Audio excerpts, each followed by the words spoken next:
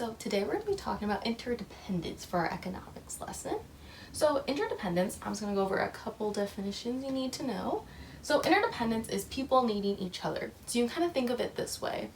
Interdependence is when two people need one another to benefit. So when you're working in a group, you need all the members to participate to get a final product. You can't just do it on your own. It's a lot more work and it's more successful if you work all together. Then we have specialization.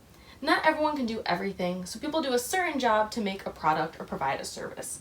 So when someone has a specialization in something, it's something that most people either can't do or it's something they're really good at. They're kind of like an experts. Their specialization. So for example, something I could be considered an expert at is, I really enjoy my handwriting. I take pride in it. I like doing calligraphy. So calligraphy is my specialization. That's something that I'm really good at and people could come to me and I would be able to teach them or do something for them. So I want us to look at a real life example that kind of puts interdependence in perspective for you. Just something in real life. So we're going to look at Chipotle, because Chipotle honestly is a good example. So when you go to Chipotle, there's someone that gets your bowl or burrito ready for you when you first walk in. They put the beans, the rice, and the meat on, and then they pass it on to another person that puts the salsa on or any other sides you like. And then after they're done with that, you go to the cashier where you pay for your meal. So this system would not work unless we had all these people. So let's say we don't have a cashier. We just have the person that gets your bowl ready and puts your sides on. How are you supposed to pay for the good? And then how would Chipotle make any money if they're not charging for their meals? So that doesn't work. Each person needs the other. The cashier needs this person to put salsa and sides on, and this person needs the person who puts the bowl together. They need one another because they can't work successfully if they don't have everyone. That is what interdependence is. You need each part to function. They all need each other. So now let's look at another example that has more to do with industries. So we have the auto industry and the steel industry. And at first you probably understand there are some connections. Steel goes into making a car. So the reason why I have these arrows is because I want to show that it's a continuous cycle. The steel industry needs the auto industry. The auto industry also needs the steel industry. They need one another. So let's say the steel industry is what produces the steel that goes to the auto industry so they can make cars. So if the auto industry did not have steel coming in, they can't make cars. Therefore, they make absolutely no money because they can't provide the good. But it works the same way. The steel industry needs the auto industry to buy their steel. Because if the auto industry doesn't buy their steel, they're not making any money. And that's a huge profit for them, is when the auto industry buys their steel to make cars. So without the steel industry, the auto industry can't even exist because they can't produce a good. But the steel industry without that auto industry also fails because they have no one to buy their product. The auto industry buys the steel. Therefore, the steel industry is making money.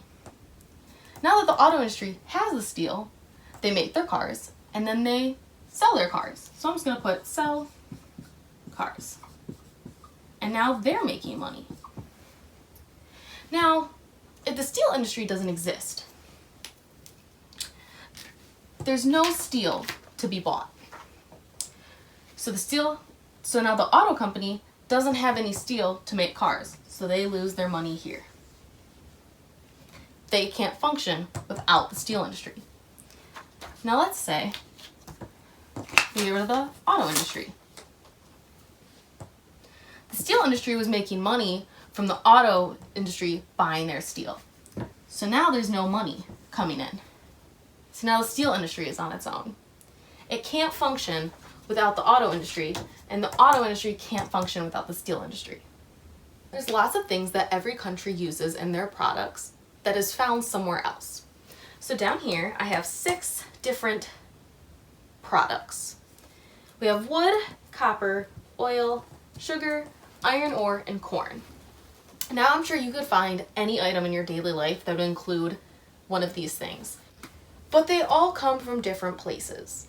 So I want you to try and guess which good is going to go in which continent. Okay, so we're going to start with wood. Wood is a main product from Europe. It's one of their main natural resources that they provide. So now if all the main wood suppliers are out of Europe, we also all need wood. So we can't survive or function as economically without wood from Europe. So let's look at copper. Copper is a main resource from Asia. So all your plumbing, they have a huge this is one of their biggest natural resources is copper. So we need the copper from them. Then we have sugar from Africa. And then we have corn is from North America. That's us. We have oil is a very big natural resource in South America. And that leaves iron ore for Australia. So you can see how the world relies on interdependence. We all need each other to function. We need the sugar from Africa. We need the oil from South America. We need the copper from Asia for us all to benefit.